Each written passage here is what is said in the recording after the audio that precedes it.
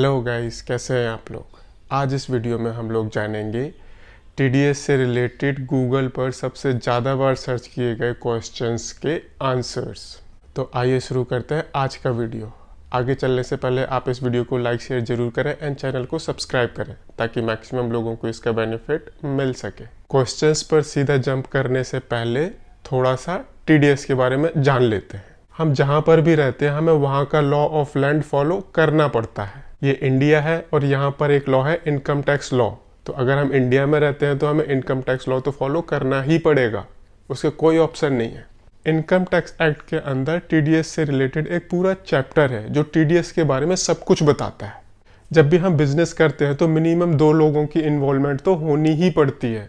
एक बंदा कभी भी अपने आप से बिजनेस नहीं करता।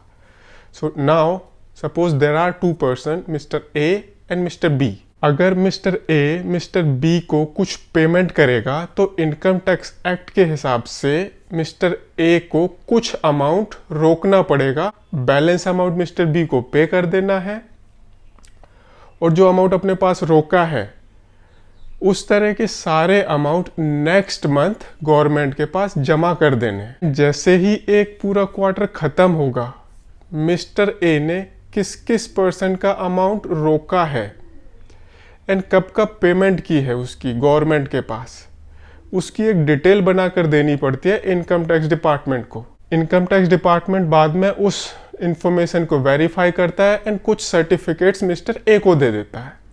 मिस्टर ए वो सर्टिफिकेट्स मिस्टर बी को दे देता है। मिस्टर बी जब अपना इनकम टैक्स रिटर्न भरता है, जो भी मिस्टर बी के इस तरह के अमाउंट होल्ड हुए हैं और उनके पास उसका सर्टिफिकेट है, तो जब भी वो अपना रिटर्न भरेगा और उसकी पेबल सपोज पेबल की लायबिलिटी है तो उसे उन सर्टिफिकेट के बेसिस पर उस अमाउंट का क्रेडिट मिल जाएगा। सपोज इनकम टैक्स रिटर्न भरते टाइम मिस्टर बी की लायबिलिटी आई 10 रुपए से मिस्टर ए जैसे काफ़ी सारे लोगों ने उसके 5 रुपए ऑलरेडी गवर्नमेंट के पास जमा कर दिए हैं। तो अब रिटर्न फाइल करते टाइम मिस्टर बी को सिर्फ 5 रुपए ही जमा करने पड़ेंगे क्योंकि 5 रुपए पहले मिस्टर ए जैसे काफ़ी सारे लोगों ने गवर्नमेंट के पास जमा कर दिए। ना अब इस पूरी सिचुएशंस को टीडीएस के एंगल से देखते हैं। मिस्टर ए टीडीएस के पॉइंट ऑफ व्यू से डिडक्टर होगा, मिस्टर बी टीडीएस के पॉइंट ऑफ व्यू से डिडक्टी होगा।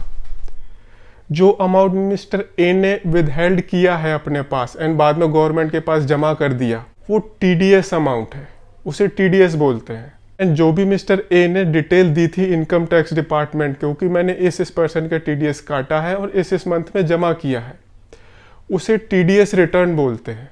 और जो इनकम टैक्स डिपार्टमेंट ने मिस्टर ए को सर्टिफिकेट दिया था जो बाद में मिस्टर ए ने मिस्टर बी को दे दिया, उसे टीडीएस सर्टिफिकेट बोलते हैं। ये था सारा टीडीएस से रिलेटेड प्रोसेस। टीडीएस क्या है, ये कैसे फ्लो करता है। अब चलते हैं क्वेश्चंस के ऊपर वन बाय वन। सबसे पहला क्वेश्चन है व्हाट इज टीडीएस। जैसा कि हमने एग्जांपल में देखा, मिस्टर ए ने मिस्टर बी को पेमेंट करते टाइम कुछ अमाउंट विदहेल्ड कर लिया था एंड उस अमाउंट को गवर्नमेंट के पास जमा कर दिया था, दैट इज टीडीएस।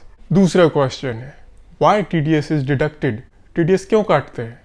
अगेन हम जहाँ पर भी रहते हैं हमें वहाँ का लॉ ऑफ लैंड फॉलो करना पड़ता है। हम इंडिया में रहते हैं तो हमें इंडिया का इनकम टैक्स एक्ट तो फॉलो करना ही पड़ेगा, नहीं करेंगे तो उसके लिए पेनल्टी प्रोसिक्यूशन है। इनकम टैक्स में लिखा हुआ है इसलिए हमें टीडीएस काटना पड़ता है, that's why TDS is deducted.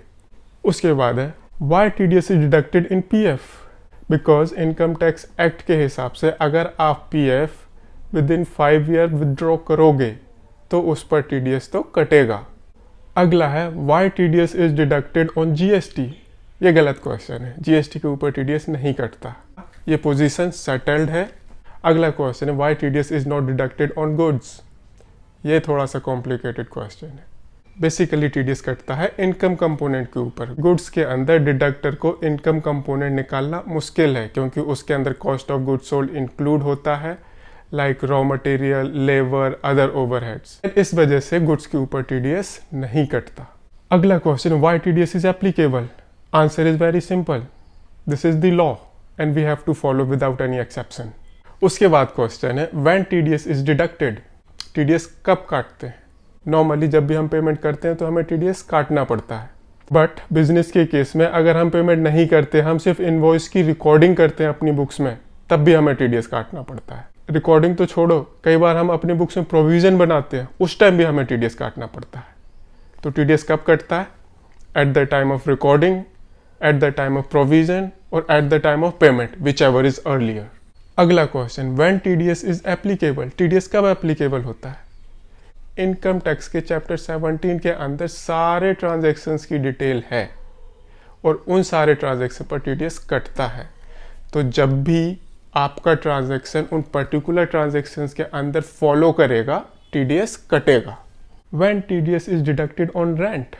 अगर कोई इंडिविजुअल पर्सन है जो अपनी पर्सनल कैपेसिटी में 50,000 से ज़्यादा का रेंट अपने लैंडलॉर्ड को देता है, तो वो साल में एक बार कभी भी टीडीएस काट के जमा कर सकता है।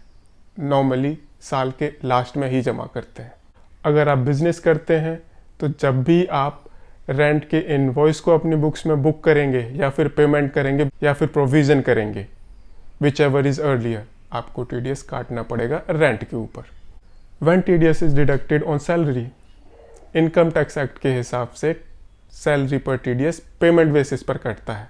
तो जब भी पेयर पेमेंट करेगा सैलरी की, उस टाइम उसको टीडीएस काटना पड़ेगा। अगला क्वेश्चन है, when TDS can be claimed? TDS का क्लेम हम कब ले सकते हैं? जब आप अपनी इनकम टैक्स रिटर्न फाइल करोगे, उस टाइम आप टीडीएस का क्लेम ले सकते हो। When TDS is deducted on FD? ये क्वेश्चन गलत है। एफडी के ऊपर टीडीएस नहीं कटता। एफडी के ऊपर जो इंटरेस्ट मिलता है उसके ऊपर टीडीएस कटता है। अगला question, where TDS is not applicable? Answer is very simple. जो ट्रांजैक्शंस इनकम टैक्स एक्ट के चैप्टर 17 या 17B के अंदर नहीं आते, उन पर टीडीएस नहीं कट सकता। अगला question, when TDS is shown in balance sheet? Balance sheet में हम लोग टीडीएस को कहाँ पर दिखाते हैं?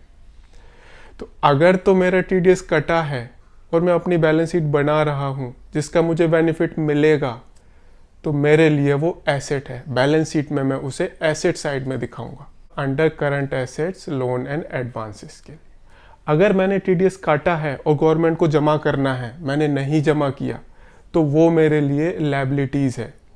मैं उसे करंट लायबिलिटीज़ के अंदर दिखाऊंगा, ड्यूटीज़ एंड टैक्सेस में। When TDS return is filed? Obviously quarterly basis. जब आपका एक क्वार्टर ख़त्म होता है, विद इन 15 डेज आपको रिटर्न फाइल करनी पड़ती है। जो क्वार्टर मार्च में ख़त्म होता है, उसके लिए थोड़ा सा आपको टाइम एक्स्ट्रा मिलता है because of year end closing. Where there is no PAN, how TDS is deducted? जहाँ पर किसी के पास पैन नहीं है तो टीडीएस कैसे डिडक्ट करते हैं? इनकम टैक्स एक्ट के हिसाब से अगर आप किसी पर्सन का टैक्स काट रहे हैं जिसके पास पैन नहीं है, तो आपको 20% या फिर मैक्सिमम रेट पर टैक्स काटना है। जैसे कि सैलरी है, इनकम टैक्स का 10%, 20%, 30%, तीनों रेट्स एप्लीकेबल होते हैं। तो अगर किसी के पास पैन नहीं है तो आपको उसका टीडीएस 30% के हिसाब से काटना है। नाउ रेंट, नॉर्मली टीडीएस कटता है 10% के रेट पर। अगर पैन नहीं है तो आपको टीडीएस काटना है 20% के रेट पर। अगला question, will TDS be deducted on telephone bills? अगर आप फाइनेंस में जॉब करते हैं, आंसर इज यस। कुछ स्पेसिफाइड टेली कम्युनिकेशन सर्विसेज हैं जिस पर टीडीएस कटता है। नॉर्मल टेलीफोन बिल्स आते हैं, उस पर टीडीएस हम नहीं काटते।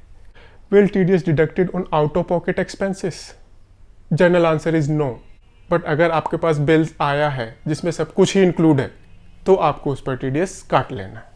अगला क्वेश्चन है, will TDS deducted on freight charges? Answer is yes. ये स्पेसिफाइड ट्रांजैक्शंस के अंदर आता है। अगला question, will TDS be deducted on GST? Answer is no. GST के ऊपर टीडीएस नहीं कटता। जो भी बिल में जीएसटी लगा होता है, हम टोटल बिल में से जीएसटी को माइनस करते हैं, फिर टीडीएस काटते हैं। अगला question, will TDS be deducted on advance payment? Yes, TDS is deducted on advance payment as well. Will TDS be deducted on salary? Yes, अगर सैलरी आपकी एग्जेम्पशन लिमिट को क्रॉस करती है तो आपकी सैलरी पर टीडीएस कटेगा। Next, will TDS be deducted on PF withdrawal? Yes, PF withdrawal के ऊपर टीडीएस कटता है अगर आप विद इन 5 ईयर पीएफ को विड्रॉ करते हैं। Can TDS return be revised? Yes, TDS return can be revised. Can TDS be refunded? इसके दो पहलू हैं। पहला, अगर आपने किसी का टीडीएस काटा एंड जमा कर दिया, ज़्यादा जमा कर दिया, आप रिफंड ले सकते हैं। दूसरा, आपका टीडीएस कटा है एंड आपकी पूरे साल की इनकम टैक्स लायबिलिटी से ज़्यादा कटा है, तो भी आप टीडीएस रिफंड ले सकते हैं। अगला question, can TDS be deducted at higher rate? Normally कितना टीडीएस काटना है, इसके रेट्स इनकम टैक्स एक्ट में स्पेसिफाइड हैं। सपोज रेंट के ऊपर आपको 10% टीडीएस काटना है, तो अगर 100 रुपये का बिल आया तो आपको 10 रुपये काट लेने। क्वेश्चन है, can TDS be deducted at higher rate? Without PAN की सिचुएशन इसमें कवर नहीं करता, पैन की ही सिचुएशन कवर कर रहा हूँ ना। अगर आपके पास 100 रुपीज़ का इन्वॉइस आया एंड आपने उसमें 50 रुपये टीडीएस काट लिया, तो इनकम टैक्स एक्ट के हिसाब से टीडीएस तो 10% ही है। आपने एडिशनल अमाउंट विदहेल्ड कर लिया, 40 रुपये आपने एडिशनल अमाउंट विदहेल्ड कर लिया। इनकम टैक्स इस 40 रुपये को भी नॉर्मल टीडीएस की तरह ट्रीट करता है। तो जो भी आपने एडिशनल अमाउंट विदहेल्ड किया है, आप इसे टीडीएस की ही तरह ट्रीट करेंगे, टीडीएस की ही तरह जमा करेंगे, टीडीएस की ही तरह रिटर्न फाइल करेंगे एंड डिपार्टमेंट भी टीडीएस की ही तरह आपको सर्टिफिकेट दे देगा, जो कि आप डिडक्टी को दे देंगे बाद में। तो yes, TDS can be deducted even at higher rate, और ये रेट 99.99% तक चला जाता है। This is tried and tested and कोई एरर नहीं आता even at the time of filing of TDS return and जब डिपार्टमेंट टीडीएस सर्टिफिकेट जनरेट करता है तब भी। Can TDS be deposited in cash? Now you have to pay TDS either by cheque और through internet banking. Can TDS be reversed? इसका कोई provision नहीं है। एक बार आपने टीडीएस काट लिया तो आपको टीडीएस जमा ही करना पड़ेगा। Can TDS be deducted without 10? The answer is yes. आपको टीडीएस काटने के लिए 10 की जरूरत नहीं है। इवन कई केसेस में तो आपको टीडीएस जमा करने के लिए भी 10 की जरूरत नहीं पड़ती। यस, अगर आप बिजनेस करते हैं एंड आपकी कुछ स्पेसिफाइड नेचर की पेमेंट है तो आपको 10 नंबर लेना ही पड़ेगा। उसी 10 नंबर से आप टीडीएस की पेमेंट करेंगे एंड रिटर्न फाइल करेंगे। जब भी टीडीएस सर्टिफिकेट आएगा तो उस पर भी 10 नंबर मेंशन होता है डिडक्टर का। How TDS deducted from salary? Salary पर टीडीएस कैसे काटना है, ये हमें हर साल इनकम टैक्स डिपार्टमेंट ही बताता है by way of a circular. हर साल सैलरी पर टीडीएस कैसे काटना है उसका सर्कुलर आता है। नॉर्मली ये प्रोसेस कैसा होता है, साल की शुरुआत में एम्प्लॉयर अपने एम्प्लॉयज़ को फॉर्म 12B सर्कुलेट करता है। सारे एम्प्लॉयज़ उस फॉर्म को फिल करते हैं एंड एम्प्लॉयर के पास जमा कर देते हैं। बेसिकली साल में आप कितना रेंट दोगे, कितनी आप इन्वेस्टमेंट करोगे, कितना आपका इंश्योरेंस प्रीमियम, ये सारी डिटेल उस फॉर्म में होती है। Based on that form employee की पूरे साल की टीडीएस लायबिलिटी कंप्यूट करता है, उसे मंथ्स में डिवाइड करता है एंड उतना ही अमाउंट हर मंथ वो एम्प्लॉय की सैलरी में से काट लेता है। तो this is how TDS is calculated on salary. TDS is calculated on FD? Again गलत क्वेश्चन। एफडी के ऊपर टीडीएस नहीं कटता तो कैलकुलेशन कोई सवाल ही नहीं उठता। एफडी पर जो इंटरेस्ट मिलता है उस पर टीडीएस कटता है। पूरा इंटरेस्ट टीडीएस के पर्पस से रेलेवेंट होता है। Who issue TDS guidelines? TDS से रिलेटेड गाइडलाइंस कौन इशू करता है? Answer is income tax department. तो ये सारे क्वेश्चंस थे जो गूगल पर सबसे ज़्यादा लोगों ने सर्च किए हैं। अगर आप टीडीएस से रिलेटेड प्रैक्टिस करते हैं या फाइनेंस में जॉब करते हैं तो आप इन क्वेश्चंस का डिफ़िकल्टी लेवल देखोगे तो out of 10 difficulty level should be between 0.5 to 1. This is the maximum difficulty level. This shows the level of awareness of people about the income tax, which is very less.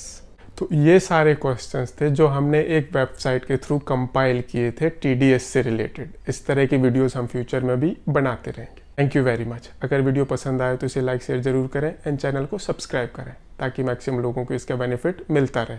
धन्यवाद।